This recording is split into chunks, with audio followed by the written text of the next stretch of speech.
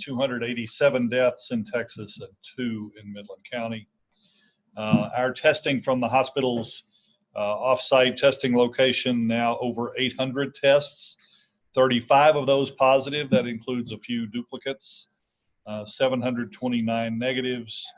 We're still waiting on test results from 50 patients. That's just the past couple of days. In our hospital census numbers, 120 overall in the hospital. Our emergency department saw 85 patients yesterday. We've been strangely consistent day after day in the mid-80s now. Still very low volume for the ED. Critical care at 14 this morning. Among our persons under investigation for COVID, we have 4 in critical care and 11 in med-surg environments for a total of 15. Only 2 of those positive confirmed so far.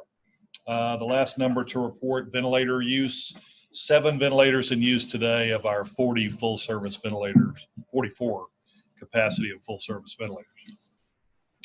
A little financial update from the hospital. We have begun here lately to talk about the financial impact of this now extended pandemic experience. We will close the books on March here in the next day or so, and we're looking at about a $3 million bottom line net loss for just the 1 month, wiping out about 3/4 of the gain we've made so far this fiscal year. With a full month in April expected to see a downturn in activity and a minimization of elective procedures, losses in April could be double that. We could be looking at $5 or $6 million. So very significant financial impact. We believe at this point that we're able to ride it out through April. We've been fortunate in our early receipt of $3.7 million from the CARES Act distribution. About $100 billion was assigned to hospitals around the country.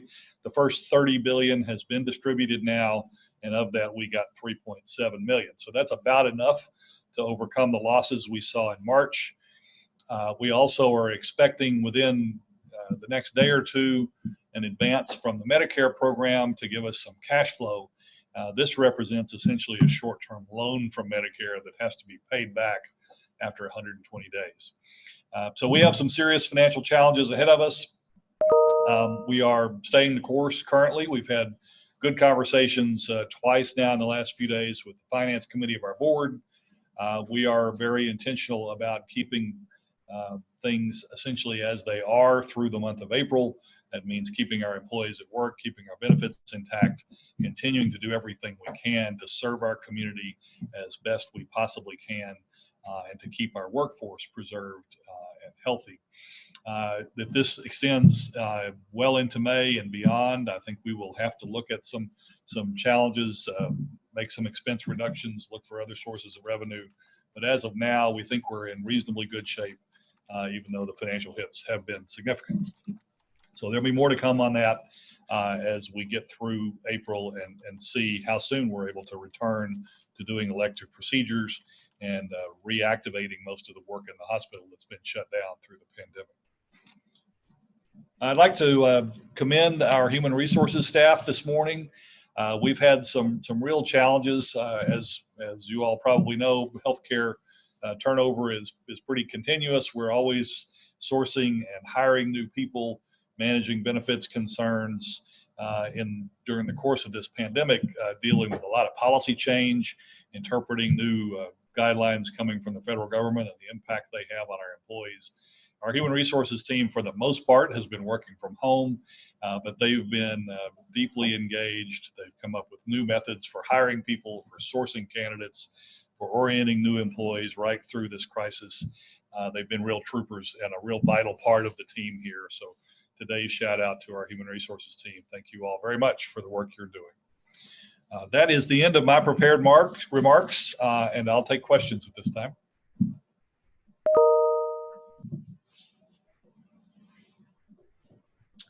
Media, do you have any questions?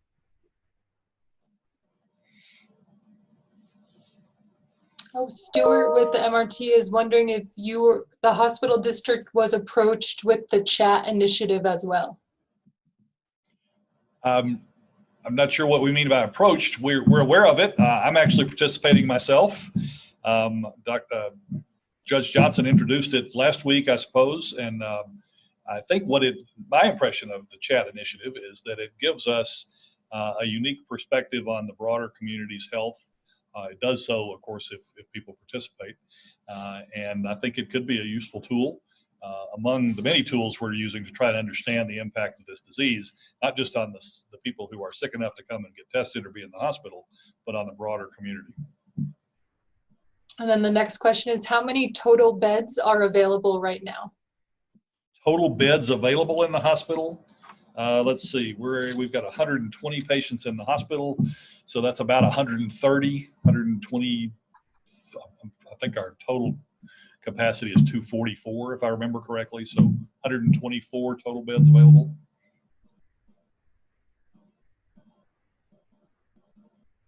Russell, that's all we have for you. Okay, I'll step aside. Thank you.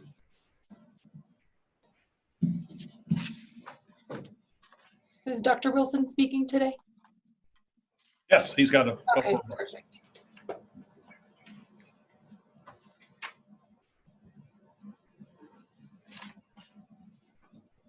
Thank you, Russell. Good morning. I wanted to make a couple of comments about increasing news that I'm sure you're all hearing, that I'm hearing, about how well things seem to be going, particularly here in Midland. We've had what I would describe as a slow burn, not a significant gasoline fire of disease that we were worried we might experience.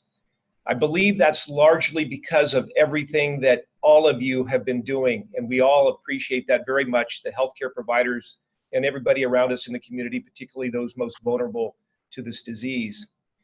As we look at that, there's a lot of activity and talk across the nation from the president, governors, our mayor, about when we can start our economic engines again, when we can get businesses moving again. And I want to be a little bit of a baffle to that, if I may, in the context that the reason that we're in a position to have these conversations is because of exactly what we've been doing. And the social distancing, the increased hygiene, et cetera, has made a difference in the way the disease spreads. I do believe also that here in West Texas, particularly in other places around the country, we're not in the same position that others are in urban centers where the population densities are much greater and the risk of transmission is much higher. But still remember, there's a lot of things that have not changed. This virus remains a very highly transmissible virus. It's got a very high likelihood of spreading from individual to individual when you're in close proximity to one another. It also has a higher lethality than many other viruses that we experience on a seasonal basis, such as the flu, et cetera. And because of that, we must maintain some level of vigilance and care no matter how we move forward with liberalization of policy, et cetera, to get back to moving forward. Clearly, we must do that sometime in the near future. But remember, the virus is still the virus. We still don't have a cure for it. We don't have a vaccine. We don't have wide availability of antibody testing to help find out who has immunity and who does not. It remains an infection that can be carried and spread in asymptomatic people.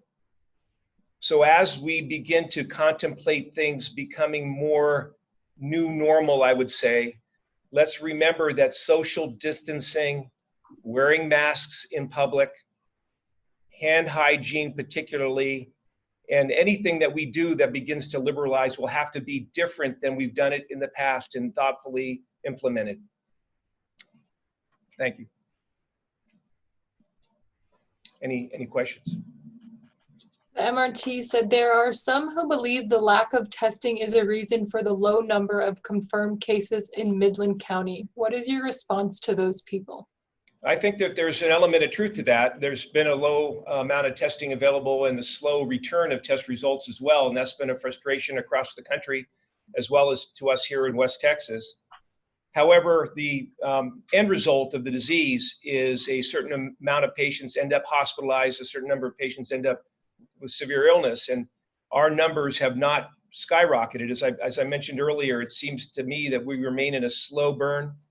We haven't had a tremendous number of patients in our critical care unit, thank goodness, and we haven't had a tremendous number of people hospitalized. So despite the lack of widespread testing to recognize how much disease there may be in our community, we remain fairly optimistic that the numbers, 15% or so, as you've heard me say in the past, will end up hospitalized. Smaller percentage end up in critical care or with mortality from it. And those numbers, fortunately, remain pretty low. We have had 2 deaths, and any deaths is too many, but it still remains a pretty low number. And then the next question is, what is the hospital's plan in case we do see a surge of patients? Well, that's what I'm here to try to help prevent. And, we have all the same preparations in place that we've been working on over the last several weeks.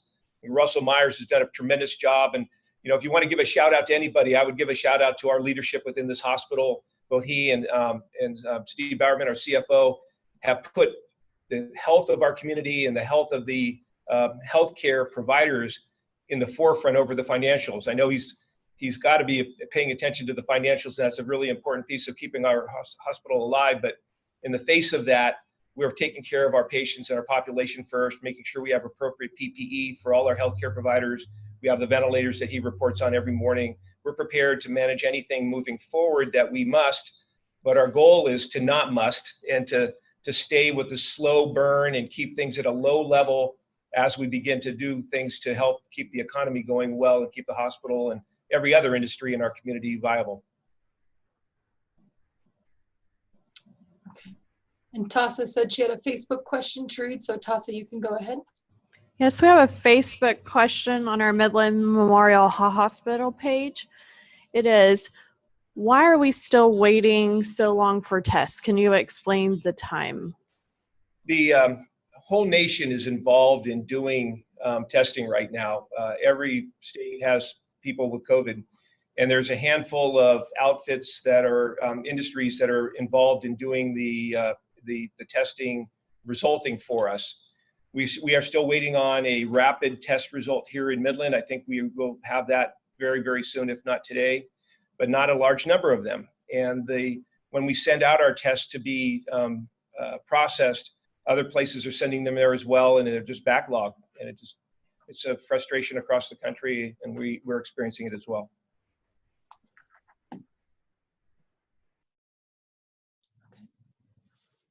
We have another question from our Facebook page. Why are we not releasing location data of patients like some communities have, specifically where patients might have shed infection throughout the community? You're talking about doing the contact tracing and identifying people downstream that might have been exposed to it. Yes, sir. That's the health department's role, and I'll let them answer that question. I don't mean to divert it, but it's really their role and their responsibility. And I think part of it is also that we all want to maintain everybody's privacy, and as long as we're protecting other citizens, there's no need to share information like that, I don't think. Tasa, any others? Yes, I have one more question. Have any blood types been shown to have resistance to the virus? I've heard some anecdotal information about different blood types being less prone to the illness than others, but beyond anecdotal information, I don't think there's any hard science behind it, and I really wouldn't want to comment further than that. We have one more question. When will antibody tests be available here? That's an excellent question. I wish it were yesterday. It would make a huge difference for us. I'm hoping within the month, but any timetable that we've ever described about any of these things like this, it seems like they always get pushed back because there's so much demand, and the supplies are going to go to the places in the highest need. And fortunately, we remain at a slow burn, and we're not a high demand area.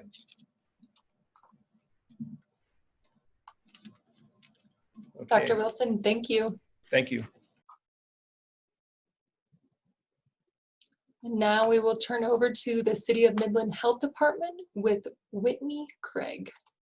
Whitney, you are good to go. Good morning. This is Whitney with the Health Department. I want to start off by giving my condolences to the family that has lost our most recent case. I also want to give a huge thank you to the Health Department staff They have been working tirelessly on doing our investigations and making those contacts that we so greatly need to make sure we can keep this under wrap in our community. I want to give a breakdown of the cases, and then Becky will speak on the investigation process, and then I will answer any questions. As of right now, we have 32 cases. The source of exposures, 13 travel-related, 14 contact to a known case, 5 community transmission, and 0 that are still under investigation. For gender, there are 15 male, 17 female.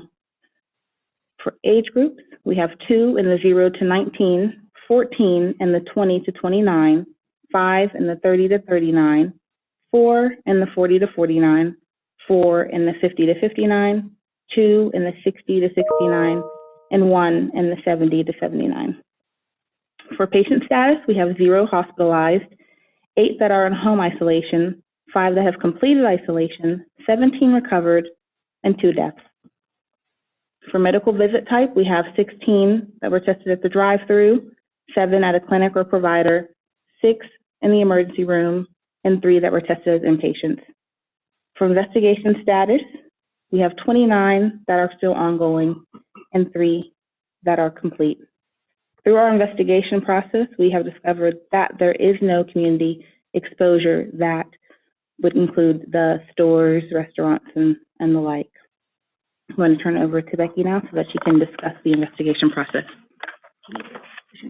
Good morning. This is Becky Smith, the nursing supervisor for the City of Midland Health Department. I'm going to go over the investigation process once we receive a positive case from the hospital or another private provider. Once we receive a positive lab form, I hand it over, I either keep it myself or hand it over to one of our nurses at the health department. We retrieve the patient demographic information, and then we contact the patient themselves or the immediate family member if the patient is in the hospital and unable to speak. We start off by symptom onset and the actual symptoms themselves, which are the main symptoms that we know of: fever, cough, sore throat, shortness of breath, as well as any additional signs and symptoms that we've since learned, the loss of taste and smell, abdominal symptoms, etc.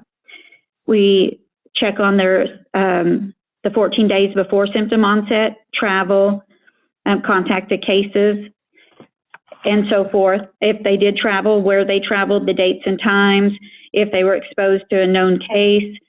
Our next information is if they're a healthcare worker, and if they've been in a healthcare facility as a patient, a visitor, and so forth. Now, as you know, more of that is starting to be no, because travel has been cut down, restaurants have been closed, visitors to healthcare facilities have not been allowed. And providing care for a COVID-19 patient has been cut down, because when we do have a patient that is at home, they're being asked to isolate, even from family members. So more and more of that is, the answers are no. Our next set of questions are where the lab was done and results of other testing, for example, flu, RSV, pneumonia, X-ray results, and so forth. And then our next set are contacts since symptoms have begun. And each set of contact, each person, each contact to a case, there's 5 pages of questions we ask for that one contact. We contact each individual and find out where they work, what they do. Depending on the level of contact, we ask them to quarantine at home for 14 days or until the case themselves has no longer been, that no longer has symptoms, in 14 days from that point. If they're a household contact, that is, they stay home 14 days after the patient is no longer symptomatic. If they're not a household contact, it is different. We ask each one to monitor their temperatures twice a day and their symptoms. Some report back to the health department for example, the household contacts, and some just keep a log for themselves. We follow these contacts and the patient until all of the contacts are completed. We contact them every 2 to 4 days, depending on if the patient is hospitalized, depending on the contacts and so forth. If any of the contacts develop symptoms, we help arrange an appointment to be tested either through the drive-through or their private provider if that provider is testing. And then we go with that case, we start with their contacts. And each case, each investigation can turn into a cluster if there's more than one case associated with it, or each case can be an individual case with itself, and there's no more contacts that become symptomatic. Each case can last a few days and be completed. Each case can last, it can be ongoing, and that's why we have so many ongoing and only 3 completed. And that's our process of investigations. Whitney? Any questions? I have a question from MRT. They said the number of people that went from home isolation to recovered or completed isolation rose dramatically, more than 50% over the weekend. How does that happen?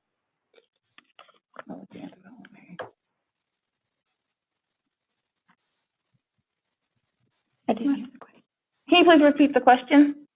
The number of people that went from home isolation to recovered or completed isolation rose dramatically by more than 50% over the weekend. How does that happen? It happens to, the completed isolation has to do with when the symptoms stop, and then you go out 3 days from there for an actual patient. And so that it all has to do with time and when symptoms end. So that is how it is figured when they complete isolation. Now the recovered status is, like I explained one day last week, it's a new category, and it has to do, it doesn't have to do with when isolation ends. It has to do with when a patient feels like they can return completely before COVID back to their normal daily activities, example, work, daycare, and so forth. So our patient, our first set of patients are starting to get better, going back to work. Isolation, of course, is over, and then, they're going back to work and are recovered, or they're back to their normal daily activities. Okay. Next question. Let me give them a second, see if there's any others.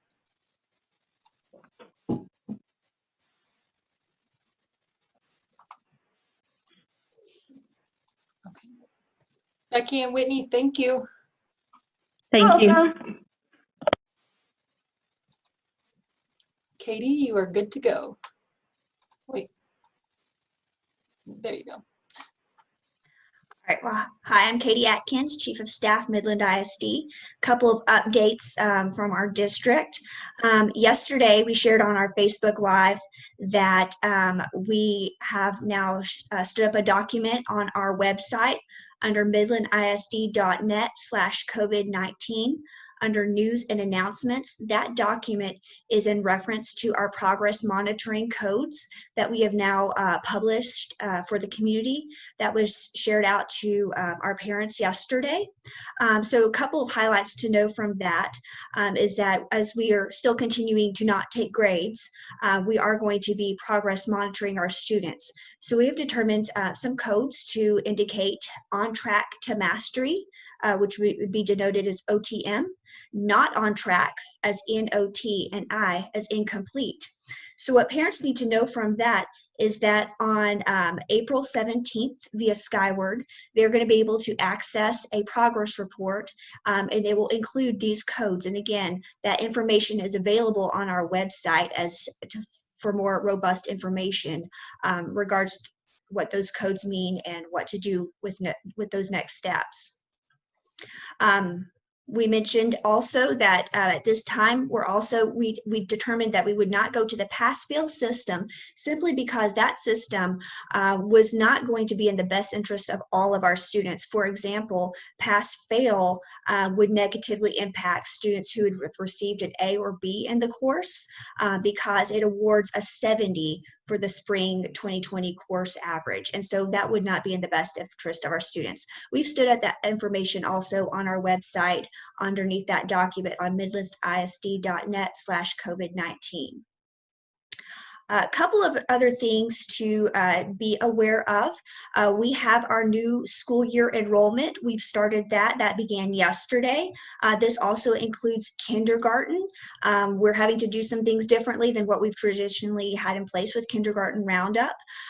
But we are going to start enrolling our kindergarten students. Again, we want to make sure that they're introduced to their new school environment. So once we have our restrictions are not as stringent and things of that nature, once we have a little bit more time to determine what that looks like, then we can talk a little bit more about what kindergarten can include. But at this point, kindergarten is included in our new school year enrollment.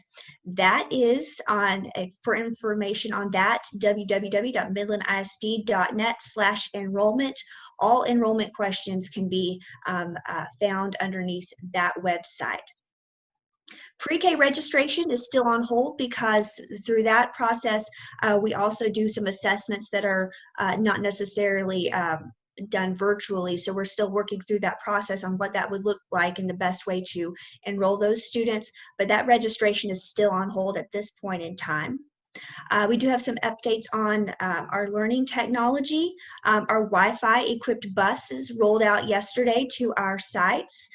These are our sites out in the county where we have our meals locations. Those buses are on site from 8:30 a.m. till 12:30 p.m. Monday through Friday. We've also boosted our Wi-Fi to the parking lots of many of our buildings and several city parks. For further information on that, people can certainly visit midlandisd.net/COVID Wi-Fi for a complete list of what those are and where those are located. We have had also a number of questions about hotspots. Our campuses have been working to determine families that are in need of those hotspots. Hang tight because we're still in the process of making sure that those are delivered and those are passed out to those who are in need of those. So please be aware of that. And we also, last week, we started our soft rollout of moving to Google Classroom. As a part of support with that, we did stand up a technology helpline for parents and students in regards to technology support. That number is 432-240-1110. It's staffed from 8 a.m. to 5 p.m. Monday through Friday, and help is available in both English and Spanish. At this point, I'll take any questions we have for Midland ISD. Right now, we just have one, and they want to know, how does progress monitoring affect end of the year GPA? So we have some further information that we will be sending out specifically to GPA at this point in time. But one thing to know is that we have both qualitative and quantitative measures. The quantitative measures were the grades that were in place prior to COVID. Following COVID closure, we moved to a qualitative approach. So we're going to be sharing more specifics about GPA and how that impacts GPA. And we'll stand up that document in the very, very near future, but that's still something that is being refined and worked on. So we'll have that. Also, another thing that I do want to share with people have been asking questions about seniors. We do have now on our webpage specific questions pertaining to seniors. If you go to midlandisd.net/seniors 2020, there's some further information about seniors and on our various campuses. So that's something to also look into as well. We'll give them a few seconds to see if the media has any other questions.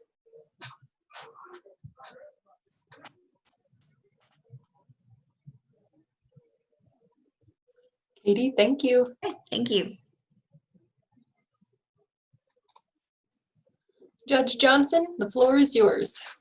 Okay, thank you. I'd like to start out by saying thanks and a great big thanks to everybody that's on the front lines. This includes everybody in healthcare, providing service that are keeping us safe, all the public employees from the police, the sheriffs, fire, all the first responders included, grocery store personnel, restaurant workers, everybody who's helped keeping us together during this time. I'd also like to say thanks to the Midland County Commissioners Court for embracing chat yesterday. This is a tool that I think is going to help us. I really believe in it. Last Thursday, I said that chat, I asked you to please chat with me. In less than 4 days, we've had almost 700 people text chat to 432-287-7337, and we've just begun. I want to say thanks to Russell Myers for being one of the participants. I want you to remember, chat's not simply a text message. It's information that we can use to help us get back to normal. And of those that have joined us, 9% have reported having symptoms. This information can and will help our hospital, our city, and our county manage our response to the virus here in Midland County. But we need you. Like wearing a mask and social distancing, more people who can chat, the better information we'll have to slow the spread and ultimately get back to normal. So I'm going to ask everyone right now, if you would, who's watching, please pull out your phone and start a new text message and text the word chat, C-H-A-T, to 432-287-7337. Once again, that's chat, C-H-A-T, to 432-287-7337. Thanks to everyone for everything you're doing to help in this and help slow the spread. Thank you. All right, Judge, we'll just give them a few seconds to see if they have any questions.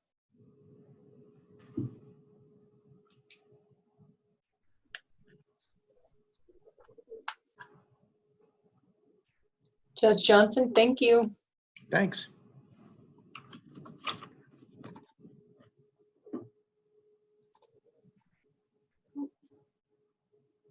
Mayor Payton. Thank you, Aaron, and thank you to everybody who's been on this call and everybody who's watching. I want to begin by echoing what Judge Johnson just said about all the thanks to everybody who's serving, whether it's at the front lines of the hospital or the front lines of a grocery store or the front lines of a safety worker. Thank you for everything that you're doing and through this whole process. Let me just go over a few items. First of all, just another thanks as well to the citizens of Midland, as well as Midland, Odessa, the job that you're doing as I drive around town and watch what's happening at stores, watch what's happening in to-go lines and various places around the city. It seems like all of our citizens, for the most part, have settled in to somewhat of the discipline of a new norm. And so thank you so much for that. I know for everybody that I'm speaking to and everybody that's a part of this process, there are times of frustration. We wonder when this is going to slow down or when this is going to end. But thank you again for everything that you're doing, for how you're encouraging each other, you're taking care of each other. And again, as Dr. Wilson said, I think one of the reasons that we're seeing such, as to use his term, a slow burn as compared to other places is not only our geography, but also because we as Midlanders have decided to pick up this fight and take care of it ourselves. So great job. Here at the city, we're entering into a new phase of long-term planning. We were beginning a long-term planning process a little over a month and a half ago. That long-term planning process got changed because of what we're going through right now, but we'll begin to ramp up what we're planning for the future, knowing that the future is a little bit unknown right now as we take a look at where things are financially, where we're going to have to be financially, and what are going to be the priorities of the city as we move ahead, realizing that we're not just going to stop everything and everything's going to be back to normal in the next 2 weeks. It's going to be a different time for us, especially when you look at what's happened to our industries around us, as well as with COVID. As far as the declarations and things that we're being asked to do as citizens, we are waiting to see what the governor is going to do this week. I'm sure you've read all the media about the governor wanting to get back to work. You've seen some letters to the president about letting America get back to work. And all of us are ready for that. We're ready for what those steps might be. I think it would be wise to give a cautionary tone about what it means to get back to work. I do not expect the governor to just untie this thing and we'll be back to work on Friday. I think it'll be a slow release, and it needs to be a slow release. So listen carefully as we prepare for what the next steps are going to be as a city in trying to get back to work. I also want to caution us when we do get back to work and when things begin to change and more people are allowed to do certain things, whether it's getting back to the office or getting back to restaurants or whatever it might be, we might want to pay attention to what might happen to our COVID numbers. To be realistic with you, I would fully expect when we get ready to get back to work, we'll see some COVID numbers go up. And then we're going to have to be calm. We're going to have to respond adequately and wisely and make sure that we're continuing to practice the things that we have been practicing. We said this a long time ago in relationship to the question that came up just a few minutes ago to the health department about tracking. You need to make the assumption that someone around you has COVID-19 and you're taking care of yourself. You're taking care of social distancing. You're taking care of the personal hygiene issues. You're not going to the store as a family. It's an individual going to a store. These are all the things that you know, but we need to continue to practice these disciplines. And even when we're out and about and we're with people practicing our social distancing. So be ready for that. The final thing I want to remind you of, as it was ramped up last week in our discussion, was the mental health initiative. And the website for that is Midland, and then the letter B, and the letter H, and the letter I.org. So midlandbhi.org to help us in this time with mental health struggles. There's not any shame in that. But we realize there's a lot of mental stress here with industry. Not only is it a virus that you can't see, but now people are being affected in their work life as well and have been affected in their work life. And so there's a lot of stress coming at everybody in multiple directions. So I want to encourage you to use that resource, midlandbhi.org. We'll be in a city council meeting here in just a moment, and we'll continue to work on the issues of the city and what it looks like for the future for us. And then again, we'll be looking to see what the governor says later this week to determine what we can do and what we need to do as a city. With that, Aaron, I'll take any questions. All right, the first one is, do you think you might reconsider the restrictions on capacity of businesses since we are in a slow burn? We will reconsider capacity on business once we see where the governor wants to go here. I want to be in line with what we're trying to do as a state, but also as you've watched what we've been doing as a city, we have tried to do our thing and what's important for us. So we'll take a look at those numbers and again, wait and see where the governor lands on that, and then we'll make a decision as a city as to how we loosen the strings, so to speak, on businesses. And I even hate to use the phrase how we loosen the strings, because I really despise the fact that we have sort of taken over free enterprise in many regards. And so we need to let people get back to work. And that's why the warning from Dr. Wilson and myself is, regardless of what we do, it will not work, and we'll have to constrain things again if we have some type of sudden outbreak, if we don't continue to practice the personal hygiene issues and the social distancing issues that we're all practicing right now. And then the next one is, how are we going to handle travel in and out of Midland? Well, what we're going to hope for is as we get back to doing business, we will elevate the travel traffic, but we're really going to be at the whim, really not the whim, but at the direction of the FAA. We're going to have to listen to what they want us to do at the airport, what the airlines are going to do, and then we'll see how that translates into our new reality. That is not something we have a lot of control over. We'll be listening for that direction from the FAA and from the airlines as well. And from the MRT, do you have any thoughts about the Railroad Commission meeting and what you hope for there? I probably will just refrain from comment about what the Railroad Commission is going to do today, except for the fact that I hope that we allow the free market to do what the free market can do. And internationally, we continue to put the pressure on Saudi Arabia and Russia about what they've done.